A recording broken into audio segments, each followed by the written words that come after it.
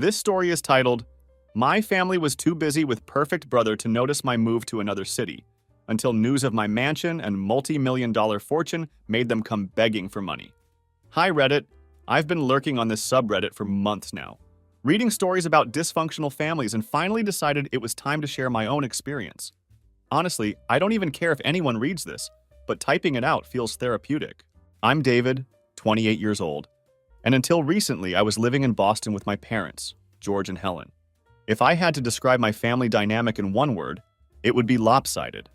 I have a younger brother named Thomas, who my parents treated like their golden child from day one. They showered him with endless praise and support, while I remained practically invisible in the background. I received just enough attention to stay alive, but never enough to feel like I actually mattered. Thomas was always the center of attention in our household. He had that magnetic personality, always smiling, always talking, and charming everyone he met. My parents treated him like he was God's gift to earth. Me, though? I was the quieter type. I preferred reading books, enjoyed drawing, and liked working on small projects in my room. I wasn't the type to light up a room when I walked in, and I guess that made me boring to them. The favoritism started small when we were kids. Thomas would get more toys than me, and I initially thought maybe it was because he was younger, trying to keep the little one happy. But as we got older, I realized it wasn't about age at all. It was about him being their star and me being the afterthought. Our birthdays really showed the difference in how we were treated.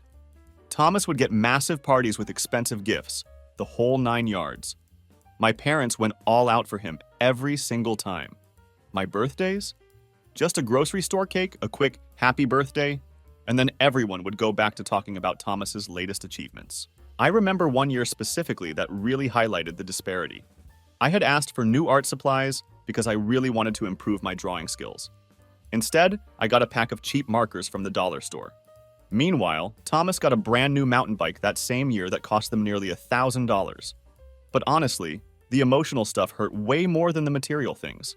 I got straight A's in middle school once and was so proud of myself. I thought maybe this would finally get their attention, so I showed my report card to my mom, hoping for at least a "good job, David." She barely glanced at it, and all she said was, "That's nice," before immediately turning to gush about Thomas's latest soccer game. He wasn't even good at soccer, but somehow his 2 points in a middle school game were more exciting than all my academic achievements. This pattern happened constantly throughout our childhood. If Thomas showed interest in something, my parents jumped right in, bought him equipment, signed him up for lessons, and cheered at every event. When I showed interest in anything, it was like pulling teeth to get them to even notice. I remember when I wanted to start an online shop selling handmade crafts. I had saved up for months and just needed a small amount for supplies. When I told my dad about it, he actually laughed and said, "Don't waste your time on that. Focus on something practical." But a few months later, when Thomas announced he wanted to start a clothing brand, my parents immediately opened their wallets. They bought him all the equipment, paid for a professional website, and even hired a graphic designer for the logo. I just sat there watching it all happen, thinking, why does he get everything handed to him while I'm fighting for basic support? By the time I reached high school, I had learned to stop expecting anything from my parents. Thomas was their entire world, and I was just the guy who happened to live there. They focused so hard on his success that they didn't even notice me pulling away emotionally. Thomas loved the attention and developed this smug attitude. He knew he was the favorite and enjoyed rubbing it in my face. If I got new shoes, he'd mock them as cheap knockoffs. If I tried joining a dinner conversation, he'd cut me off and redirect everything back to himself. It wasn't just annoying, it was humiliating, like I didn't belong in my own family. And my parents encouraged his behavior. They never called him out when he was being a jerk, and if I complained about it, they'd say I was being too sensitive or that Thomas was just joking. One incident really stands out from my senior year of high school.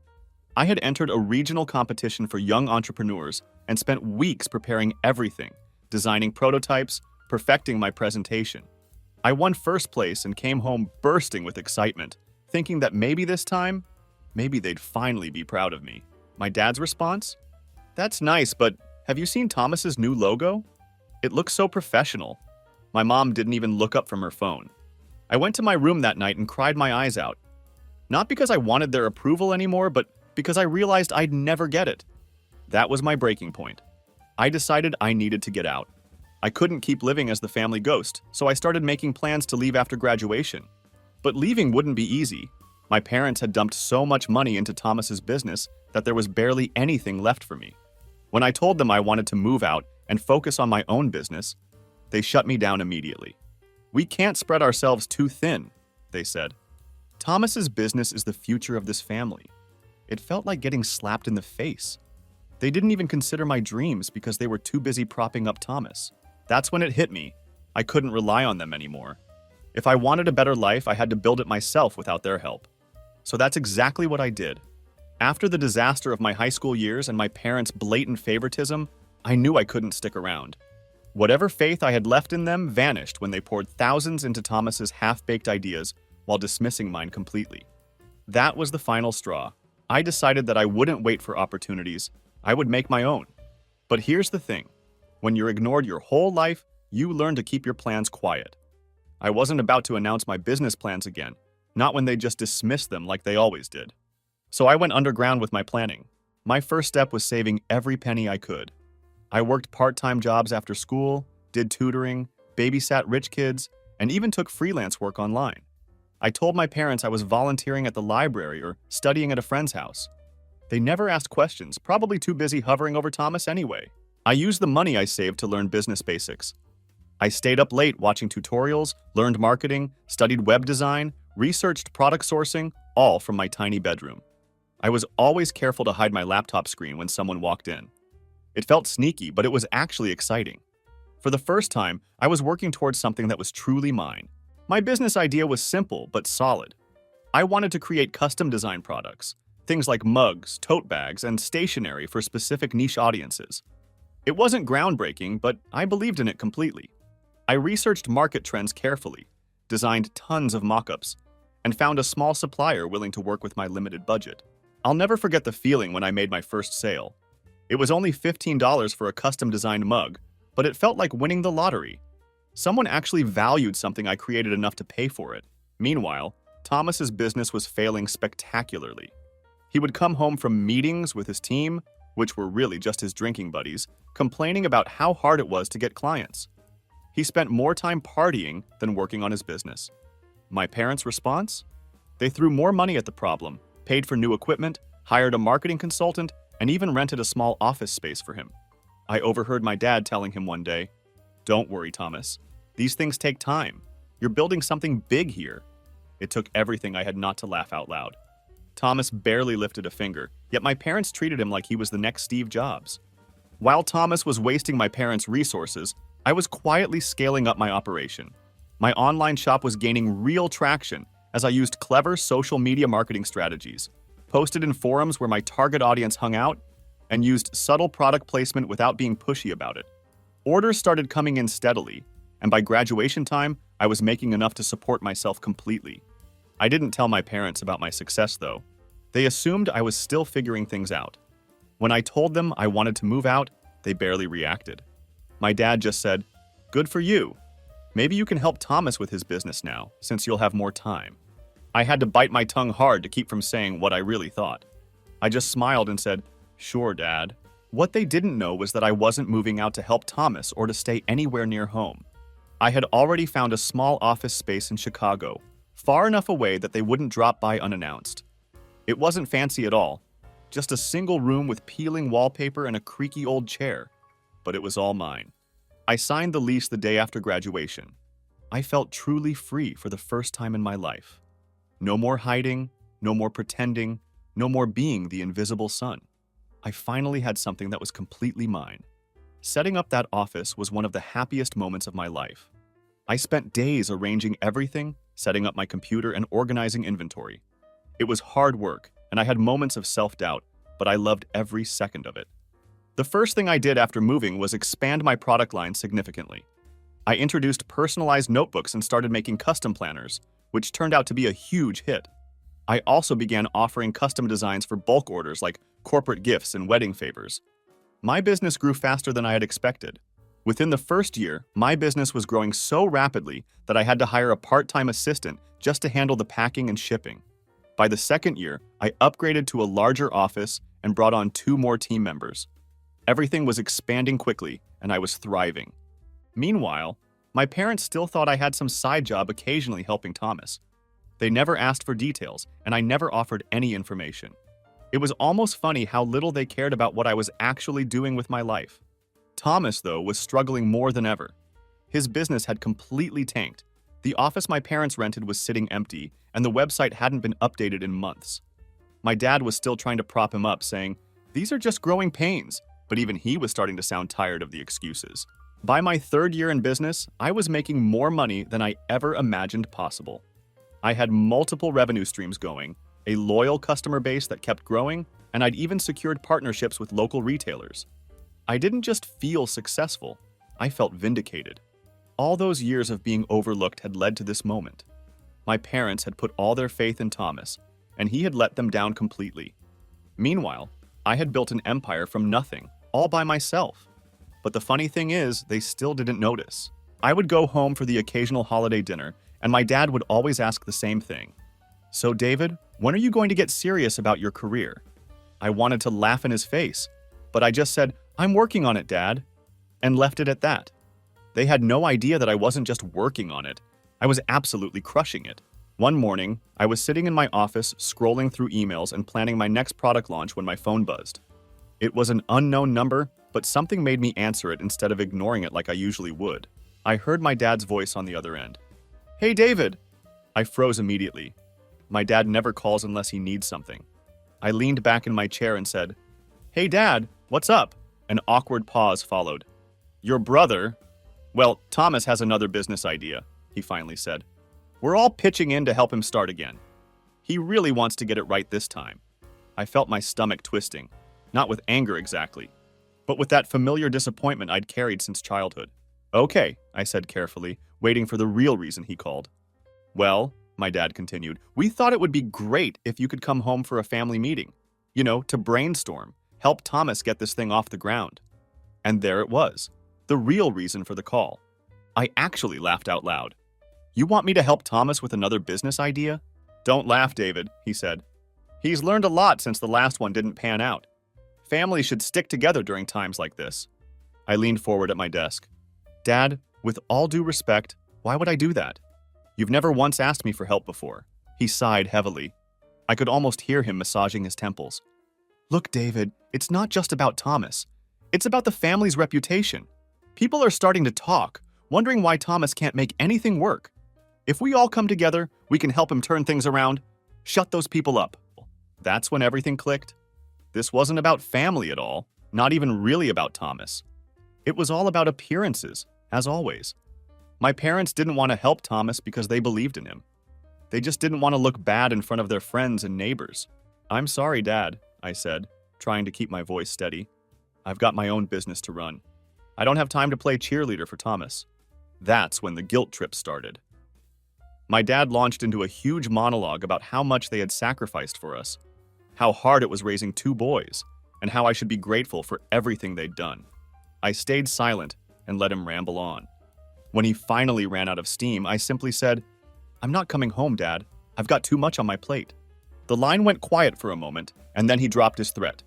"If you don't come, we'll stop supporting you financially." I almost laughed again. "Dad, I haven't needed your money in years. Stop pretending like you've been supporting me." A long pause followed. "What's that supposed to mean?" my dad finally asked. Feeling a bit petty, I decided to drop the truth bomb. "It means I've been running my own business for the past few years. I'm doing fine without your help." I could hear the disbelief in his voice. "You're joking." "I'm not," I assured him. "I've got a thriving business, Dad. I'm making more than enough to take care of myself. So no, I won't be coming home to help Thomas." A long silence followed, and then he hung up without another word. I thought that would be the end of it, but of course it wasn't. The next day, my mom called. "David, sweetheart, we need to talk," she said, her voice all soft and pleading. I knew better than to fall for it. "What do you need, Mom?" I asked directly. She sighed dramatically, like this was all a huge inconvenience for her. "It's about Thomas. He's been so stressed lately. Your father and I are worried about him. We think it would mean a lot if you came home and supported him. He's your brother, after all." I gritted my teeth hard. "Mom, I'm not coming home. I have my own life and my own business. Thomas's problems aren't my responsibility." "But we're family," she said, her voice breaking like she was about to cry. You can't just turn your back on us. Mom, I didn't turn my back on you. You turned your back on me a long time ago. I'm not going to drop everything just because Thomas needs another bailout. She started sniffling, but I didn't feel a single ounce of sympathy. For years, I had craved their approval, their attention, their support. Now that I didn't need any of it, they suddenly wanted me to play the perfect son. David, she said, her voice steadier now, we just want what's best for everyone. Can't you see that? No, Mom, I said firmly. You want what's best for Thomas. You always have. I'm done being second place in this family. I hung up before she could respond. Over the next week, the calls kept coming nonstop. My dad left angry voicemails accusing me of being selfish and ungrateful. My mom sent long texts about the importance of family and how I was breaking her heart. I ignored all of it. Then, something unexpected happened. An old friend from high school reached out to me. He said my dad had been asking around about me. Apparently, my father went to the local college where I was supposed to be attending and tried to pull my records. When they told him I wasn't a student there, he completely lost it. I could just imagine the look on his face, realizing I'd been lying all these years. A few days later, I got another call from my dad. This time, he was furious. What the hell have you been doing with all the money we sent for tuition? He demanded. I couldn't hold back anymore and started laughing. I used it to build my business, Dad. Thanks for the seed funding. You lied to us, he shouted. Do you have any idea how embarrassing this is? For who? I shot back. For you, because I'm doing just fine.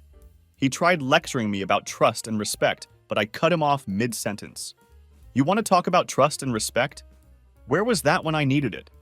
When I was busting my ass to succeed, and you couldn't even bother to notice? He hung up on me again. So that's where things stood. My parents were furious. Thomas was probably sulking somewhere, and I was just sitting in my office, finally feeling free. I thought the chaos would die down after dropping the truth bomb about my business and my independence, but I was wrong. If anything, it stirred up an even bigger storm. A few days after that phone call, my mom showed up at my office. Yes, she actually showed up, unannounced and uninvited. It was late afternoon, and I was wrapping up a meeting with a team member when my receptionist poked her head in. David, there's a woman here, says she's your mom. I was completely stunned. My mom had never shown interest in my life, and now she was standing outside my office? It felt surreal. I told my receptionist to let her in, mostly to avoid a scene in the lobby. My mom walked in, looking around like she couldn't believe what she was seeing. This is nice, she said, her voice full of surprise. Thanks, I said flatly, not hiding my annoyance. What are you doing here, Mom? She sighed dramatically, like this was all a big inconvenience for her. I wanted to talk to you face to face. You've been avoiding my calls. Your father and I are worried about you. I leaned back in my chair and crossed my arms. Worried about me since when? Don't be like that, David, she said, her tone shifting to forced sweetness. We're family. Families argue sometimes, but we need to stick together. I could feel my patience wearing thin. Is that why you're here?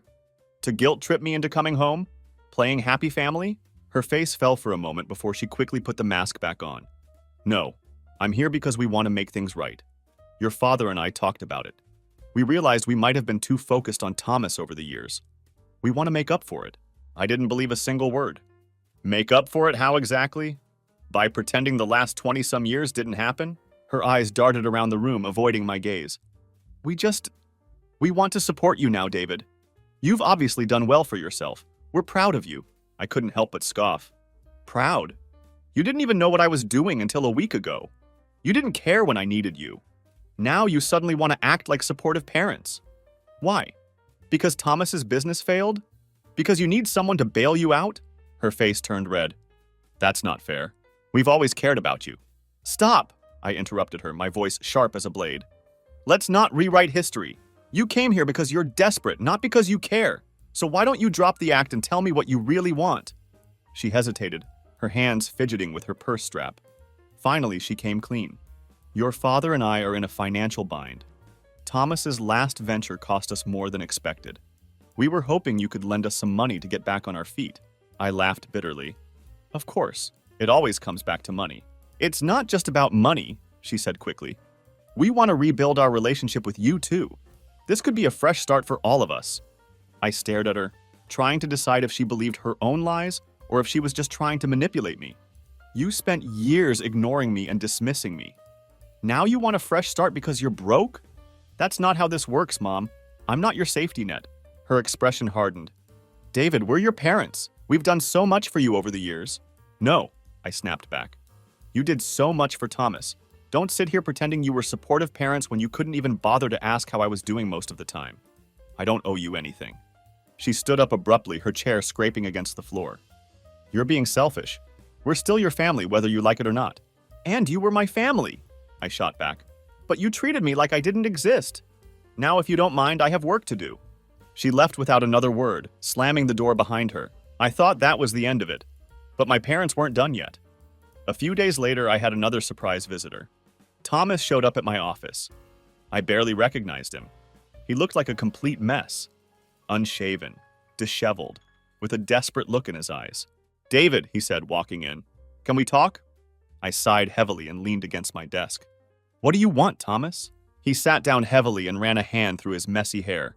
Look, man, I know things haven't been great between us, but I really need your help right now. I raised an eyebrow. You need my help? That's a first. He flinched at my tone but kept pushing. I screwed up, okay? I thought I could handle everything, but I couldn't. Now Mom and Dad are blaming me for all their problems. Isn't it your fault? I asked bluntly. Their financial problems? A look of hurt flashed across his face. I didn't mean for things to turn out this way. I thought I could make them proud, you know? But now they're turning on me. I don't know what to do. I folded my arms and stared him down. So you came to me because what? You think I can fix everything? I don't know, he admitted, his voice breaking. I need someone to have my back right now. Please, David. I shook my head in disbelief. You've got some nerve coming to me after everything. You bullied me, Thomas. You treated me like garbage while Mom and Dad cheered you on. Now you want me to save you? I'm sorry, he said quietly. I was an idiot back then. I didn't realize how much I was hurting you. Too little, too late, I said firmly. I've moved on, Thomas. I've built a life for myself without any of you. I'm not going to let you drag me back into the mess you created. He sat there for a moment, shoulders slumped. Finally, he stood up. I guess I deserve that. But for what it's worth, I really am sorry. I didn't say anything as I watched him walk out the door. I haven't heard from any of them since. My phone's been blissfully silent. I've been focusing on my business, focusing on my life. For the first time in years, I feel like I'm in control. I thought I'd seen it all after my parents and Thomas tried guilt-tripping me. I thought I could finally put their drama behind me and move forward with my life. But life has a funny way of throwing one last curveball when you least expect it. About a month after Thomas's desperate visit, I got a letter in the mail. Not an email, not a text, an actual paper letter. I can't remember the last time anyone wrote to me. I was intrigued enough to open it. I recognized the handwriting immediately. It was my mom's. The letter was long and rambling, hard to read in some places because of tear stains on the paper. It started with the usual stuff, how she and my dad missed me, how they regretted everything, how much they loved me. But then it took a different turn. Things at home had gotten even worse. The house they had lived in for decades was gone. My parents had leveraged everything to fund Thomas's businesses, and when the last one failed, they couldn't keep up with the mortgage payments. They got evicted a few weeks ago and were now living in a tiny apartment on the outskirts of town. Thomas, their golden child, had cut and run. He took what little money he had left and moved in with a friend 2 states over. He wasn't answering their calls. My parents were absolutely furious. My mom wrote that she couldn't believe Thomas would abandon them after everything they did for him. It was ironic, really. They had spent their entire lives bending over backward for Thomas, showering him with love, support, and resources, only for him to leave them high and dry when things got tough. Meanwhile, the son they ignored, the one they dismissed as too sensitive and not ambitious enough, was the only one still standing. The letter ended with a desperate plea from my mom, begging me to come back, to forgive them, to help them rebuild their lives. She said they didn't have anyone else, that they had learned their lesson and wanted to make things right. I put the letter down and sat in silence for a long time. Part of me wanted to believe her, wanted to be the bigger person, to go back and try to fix what was left of our family. After all, they were still my parents despite everything they did or didn't do. I couldn't completely shut off the part of me that craved their love and acceptance. But then I thought about all those years I spent waiting for them to care about me. All the birthdays, all the holidays where I was an afterthought. All the times they made it clear that Thomas was their priority, and I was just a background character in their perfect little family narrative. I couldn't go back, not after everything. A few weeks after receiving the letter, my aunt called out of the blue. She was the only extended family member I still kept in touch with. Her voice was low and hesitant.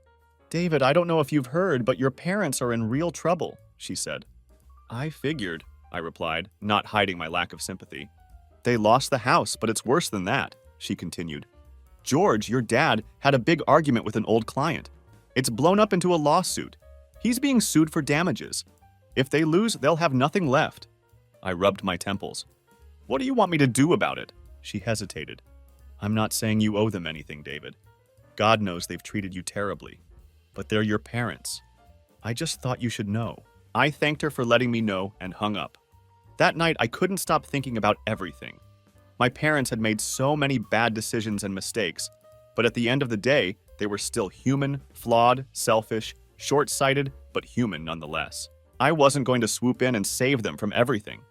I wasn't going to pour my money into their endless pit of bad choices. But I decided I could give them one thing: closure.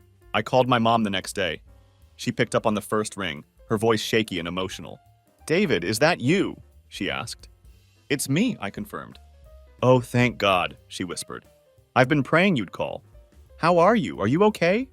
"I'm fine," I said, keeping my tone neutral. "Just wanted to talk." She started crying, real guttural sobs that made me uncomfortable. After a few moments, she composed herself enough to speak. "David, I'm so sorry for everything," she said. "For how we treated you. You didn't deserve that. None of it." "I know I didn't," I said firmly. "I appreciate the apology, but it doesn't change what happened." She sniffled. "I know, I don't know how to fix this." "You can't fix it," I said bluntly. "It's too late for that, but you can learn from it. Maybe someday we can have a relationship, but it's going to take time. It's going to take real effort from you and Dad."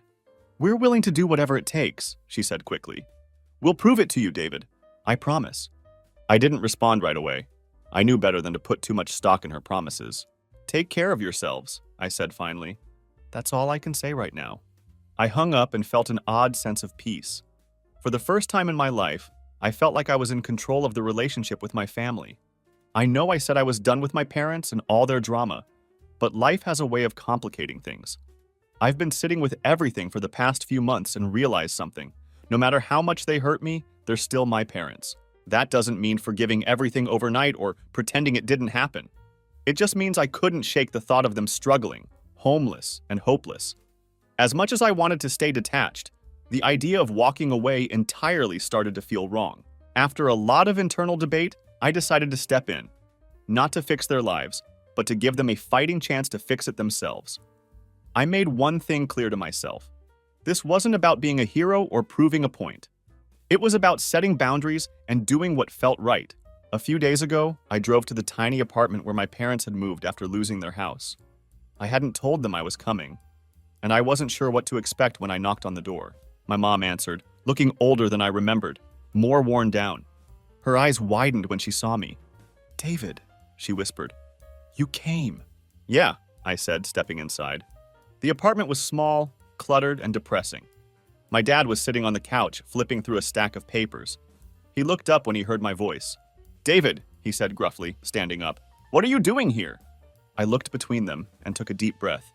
"I've been thinking about everything and decided I want to help. Not because I owe you anything, but because I want to." My dad's face twisted in confusion while my mom's eyes filled with tears. "David, you don't have to do this. We don't deserve it," she said. "You're right," I said bluntly. "You don't, but that's not the point. I'm not here to rehash the past. I'm here to give you a chance to get back on your feet. That's it. No strings attached, no guilt trips, just a chance." My dad sat back down heavily and ran a hand through his hair. "How?" he asked after a long silence. "I'll help cover your immediate debts," I explained carefully. "Rent, basic bills, but only temporarily. I'll help you figure out a plan to get back on track, but that's it. The rest is on you."